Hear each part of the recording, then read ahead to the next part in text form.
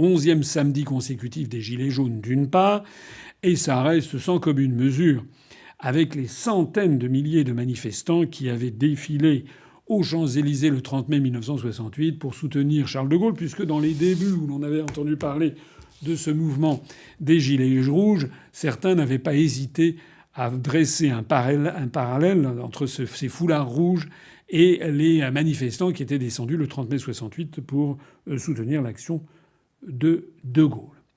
Donc en réalité, il s'agit d'un fiasco.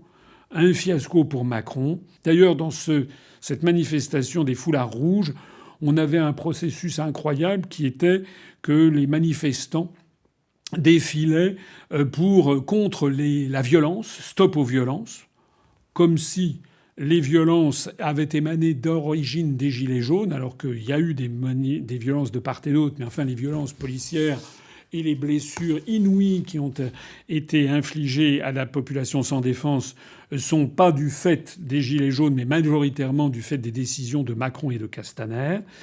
Et puis les mêmes foulards rouges défilaient en exigeant le respect des institutions, alors que Macron est un homme qui piétine, je l'ai montré dans notre dossier, qui piétine les unes après les autres toutes les grandes dispositions prévues par la Constitution. On a donc affaire, dans ces foulards rouges, encore une fois très peu nombreux, compte tenu des soutiens normalement qu'ils devraient avoir. Je rappelle que En Marche avait annoncé en fin 2017 de disposer de 386 000 adhérents gratuits. Je rappelle qu'il y a quelques semaines, il me semble qu'il y a 3 semaines, un mois, En Marche avait fait savoir qu'il voyait arriver des quantités d'adhérents à En Marche. Donc normalement, s'ils ont des centaines de milliers d'adhérents et de sympathisants, sans compter toutes les mairies qui sont détenues par des maires qui ont rallié En Marche et qui peuvent demander, comme c'est souvent le cas chez ce genre de politicards, demander à des employés municipaux d'aller faire des manifestations pour faire du nombre. Quand on voit le très petit nombre qu'il y a eu, avec d'ailleurs une surreprésentation, m'a-t-il semblé, de personnes âgées, eh bien on peut dire que c'est un véritable fiasco pour Macron et pour Castaner. On va faire un petit retour en arrière. Je rappelle que le mouvement des Gilets jaunes a fait sa première manifestation le 17 novembre 2018. 15 jours après, un petit peu plus de 15 jours après, début décembre, le chanteur Francis Lalanne, qui n'est plus vraiment coté au box-office, mais enfin, le chanteur Francis Lalanne avait lancé l'idée qu'il allait constituer une liste Gilets jaunes pour les élections européennes. Cette annonce avait d'ailleurs fait scandale puisque l'un des leitmotifs permanents des Gilets jaunes et de ceux qui s'expriment en leur nom, c'est justement de rester un mouvement, une espèce de soulèvement populaire spontané avec des revendications, mais un mouvement qui se refuse à être récupéré de façon politique, puisque c'est un mouvement qui d'ailleurs a des prises de position et des revendications qui sont tous azimuts et qui sont d'ailleurs parfois contradictoires, puisque j'ai déjà eu plusieurs fois l'occasion de le signaler, tout le monde peut mettre un gilet jaune. C'est-à-dire que derrière les gilets jaunes, il y a des Français de gauche, il y a des Français de droite, il y a des Français du centre, il y a des Français d'extrême gauche, il y a des Français d'extrême droite. Derrière les gilets jaunes, il y a des gens qui remettent en cause des questions sociétales comme l'IVG, ou comme le mariage pour tous, ou comme la PMA. Et puis il y a des gens qui remettent en cause une organisation économique et sociale, comme ceux qui demandent la réintroduction de l'impôt de solidarité sur la fortune, l'augmentation de l'impôt sur les sociétés. Certains demandent la renationalisation des banques. Et puis vous avez aussi d'autres gilets jaunes qui, eux, demandent des réformes constitutionnelles, notamment la création d'un référendum d'initiative populaire ou d'initiative citoyenne qui permettent de modifier les institutions. Donc en fait, il y a énormément d'écoles parmi ces gilets jaunes, ce qui est normal puisque c'est la population française dans son ensemble. Il était donc assez logique qu'en définitive, les gilets jaunes ne veuillent pas se constituer en lice, puisque s'ils se constituent en lice, ils risquent d'avoir un programme qui est contradictoire dans les termes, puisque, encore une fois, ces revendications émanent de toute la société française. Or, la société française ne vote pas comme un seul homme pour un seul et même parti. Elle a des partis politiques différents qui représentent cette société. D'ailleurs, l'UPR a ouvert ses studios et ses antennes à des porte-paroles des Gilets jaunes. On a caché notre logo UPR. Nous, on met simplement à la disposition des Gilets jaunes qui veulent s'exprimer un endroit où ils ont notre studio à disposition gratuitement pour s'exprimer et faire passer leur message. On avait eu, je crois, le porte-parole du département de l'Isère qui est venu il n'y a pas très longtemps. Qu'en réalité, eh bien, Madame Levavasseur aurait été sélectionnée par l'inénarrable Bernard Tapie avec son journal La Provence, que Bernard Tapie aurait été mis en contact avec Emmanuel Macron et que, en fait, il s'agirait d'une opération Macron-Tapie, Monsieur Bernard Tapie étant d'ailleurs un grand familier de ce genre d'opération, puisqu'il l'avait déjà fait plusieurs fois dans l'histoire, notamment avec Mitterrand. Bernard Tapie, donc, aurait lancé, peut-être contribuerait à l'organisation, voire au financement, peut-être, de cette liste Gilets jaunes de Madame Levavasseur sortie d'un chapeau. Là où la puce vient à l'oreille, c'est que lorsque l'on découvre que dans cette liste, elle a par ailleurs prévu, ou les gens qui ont organisé cette liste avec elle, elle a prévu qu'il y ait parmi les colistiers un monsieur qui s'appelle Marc Doyer. Alors Marc Doyer, ça c'est 3 étoiles dans le Michelin, c'est vaut le voyage. Marc Doyer, c'est un monsieur qui a 51 ans et qui a été au bureau national de En Marche dans le département de l'Oise. Il circule sur Internet d'ailleurs des saisies d'écran où on le voit en train de remettre, je crois que c'était le 1er mai 2017, un brin de muguet à Brigitte Macron en lui faisant la bise. Et Marc Doyer était un ultra pro-Macron. Il a d'ailleurs essayé d'être candidat aux élections législatives pour Macron. Et il a essayé également, il y a encore quelques semaines, d'être candidat aux élections européennes sur la liste de En Marche. Et comme il a vu que ça ne marchait pas, qu'on ne souhaitait pas, qu'on ne lui avait pas prévu de place, eh bien d'un seul coup, il a enfilé un gilet jaune. Et on voit cette photo absolument, à vrai dire, c'est assez cocasse, où on le voit avec un t-shirt de soutien à Emmanuel Macron président et mettant un gilet jaune. Voilà. Et ce monsieur Doyer, qui donc figure sur la liste de Madame Levavasseur, explique qu'il a cru en Macron, qu'il a été déçu, et que maintenant il croit dans les gilets jaunes et ci et ça. Tout ça n'est pas sérieux. Aujourd'hui même, dimanche 27 janvier, on a appris en lisant la presse que Madame Jacqueline Mouraud ressort également de l'anonymat, sans doute piquée au vif par le fait que Madame Levavasseur ait lancé une liste. Elle vient d'organiser la réunion de son comité directeur de son parti politique, les Émergents. Et donc ça se passe à Orléans, et le Figaro explique eh bien, qu'il y a une petite dizaine de participants. Elle a quand même droit à tous les médias au Figaro pour une petite dizaine de participants. Je rappelle quand même que lors de l'université d'automne de l'UPR, où nous avions 1300 personnes, avec des personnes très connues comme Emmanuel Todd, Édouard Husson, Coralie Delhomme, David Kella, etc., on a eu 1300 personnes. Eh bien, la plupart des grands médias n'en ont pas dit un traître mot. Il n'y a pas eu la moindre dépêche dans le Figaro. Pourquoi, monsieur le rédacteur en chef du Figaro, est-ce que vous consacrez un article à Madame Jacqueline Mouraud qui réunit 10 personnes pour lancer un parti politique à Orléans et que vous ne parlez pas du parti politique qui a réuni la plus grande université d'automne avec sans doute la France insoumise à la fin de l'année dernière, et le parti politique qui s'appelle l'UPR, qui se classe maintenant au 900e rang. Je dis bien 900e parce que depuis un dossier que j'ai fait il y a quelques jours, la position de l'UPR a encore grimpé. Nous sommes le 900e site le plus consulté sur Internet français. Et nous sommes le deuxième étant France Insoumise, qui est au 4700e rang. On a appris également que M. Francis Lalanne s'est remanifesté aussi. Puisque lui, on l'avait laissé, rappelez-vous, début décembre, il lançait sa liste, et puis d'un seul coup, il dit comment Madame Levavasseur lance une liste, mais je suis le premier à avoir lancé une liste. Donc il dit c'est moi qui ai lancé la liste. D'ailleurs, il annonce qu'il a déjà 800 000 € pour cette liste. Il manquerait plus là-dessus que M. Philippot, dont je rappelle qu'il avait été le 25e, je crois, à déposer le nom, la marque gilet jaune à l'INPI, à l'Institut national de la propriété industrielle. On s'attend à ce que M. Philippot fasse un procès en disant « Mais non, c'est moi qui ai déposé le nom à l'INPI ». Tout ça n'est pas sérieux, tout ça donne un peu envie de vomir.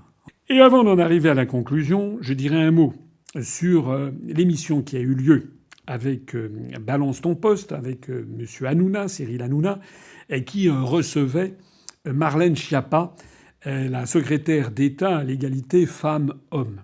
Et dans cette émission qui a été moins grand guignolesque que ce que l'on aurait pu imaginer. D'ailleurs, au passage, j'y avais été invité, j'avais dit oui, puis après, on m'a fait savoir 2 jours après, finalement, que non, je n'étais plus invité. Donc je ne sais pas ce qui s'est passé. En attendant, eh bien, il y avait que Madame Schiappa qui était là. Et Madame Schiappa a pris, a écouté ce que le public disait, et puis elle a écrit comme ça, comme sur un tableau. Alors voilà les idées qu'on peut avoir. On va supprimer la TVA sur les biens de première nécessité. On va augmenter la TVA sur les produits de luxe, etc., etc. Et puis elle a fait ça en disant voilà, on recueille des idées. C'est important d'avoir des idées. Alors, moi, je voudrais conclure ça en attirant l'attention de toutes les personnes qui m'écoutent sur plusieurs points fondamentaux. La première chose, c'est que tous ces gens qui se présentent devant vous se moquent de vous. Ou alors, s'ils ne se moquent pas de vous, ils sont d'une naïveté et d'une crétinerie qui dépasse l'imagination. Je trouve d'ailleurs que lorsque M. Marc Doyer dit « J'ai cru en Macron, je me suis trompé », normalement, ça devrait faire de lui quelqu'un qui se cache et qui, en tout cas, arrête de faire de la politique. Si c'est à ce point trompé sur Macron, qu'ils ne viennent pas nous expliquer ce qu'il faut faire maintenant. Pour les personnes qui s'intéressent vraiment à la politique, qui ont à cœur le salut de la France, la résurrection de notre pays qui est en train d'être détruit, ces personnes-là doivent quand même faire preuve d'un minimum de réflexion. Ne donnez pas les manettes du pays à des gens qui se sont trompés, qui vous disent « je me suis trompé ». Ne donnez pas les manettes du pays à des gens qui sont députés européens depuis des décennies. Ils vont rien changer. Ils sont députés européens déjà depuis des décennies. Ne donnez pas non plus... Ne votez pas pour des mouvements qui se créent à l'instant même et qui n'ont aucune analyse de fond sur la situation.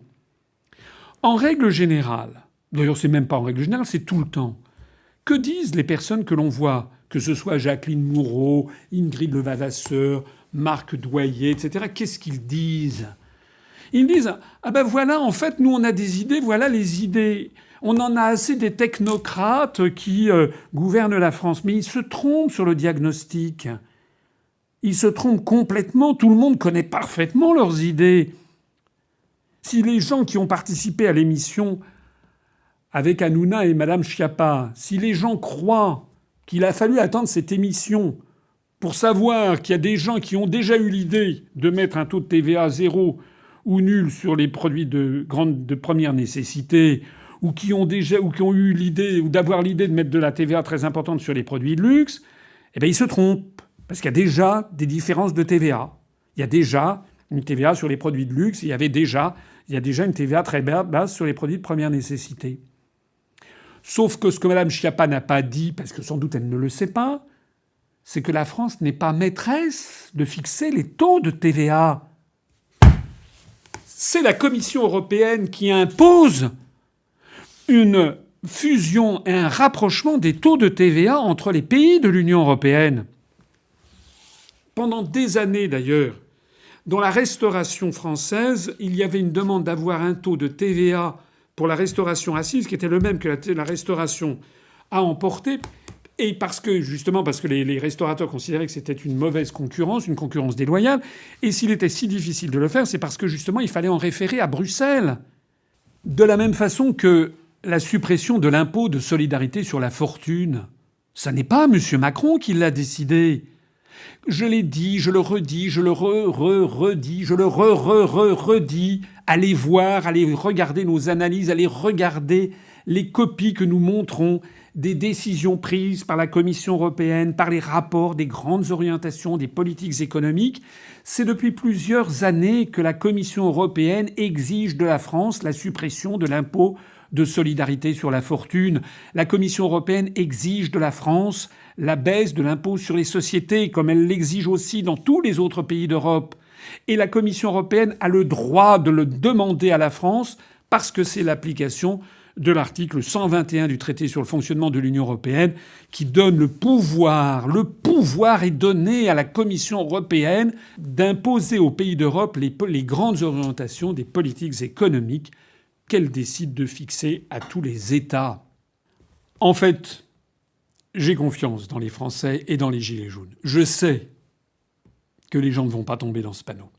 Il suffit d'ailleurs d'aller sur les réseaux sociaux où l'on voit que toutes ces tentatives, en fait, sont quasiment mortes sitôt qu'elles étaient nées. Rappelez-vous le lancement de la liste Lalanne, elle avait fait pchit. L'embauche de Madame Levavasseur à BFM TV, ça a fait pchit. L'annonce du mouvement Les Émergents de Madame Moureau, ça a fait pchit. L'annonce de la liste de Madame Levavasseur, la liste de Lalanne, le lancement officiel tout ça, ça fait pchit. Il suffit d'aller sur les réseaux sociaux. Or, le mouvement des Gilets jaunes, justement, est né sur les réseaux sociaux. Donc, en fait, je suis finalement assez convaincu que la suite des événements va être du plus haut intérêt. Internet agit comme une espèce de sérum de vérité. C'est ce que n'ont pas compris les gens qui appartiennent à l'ancien monde, comme M. Bernard Tapie, qui était habitué de ces manipulations politiques. Il en avait fait du temps de Mitterrand, de Chirac, de Sarkozy. Mais voilà, M. Tapie appartient à l'ancien monde. M. Macron aussi.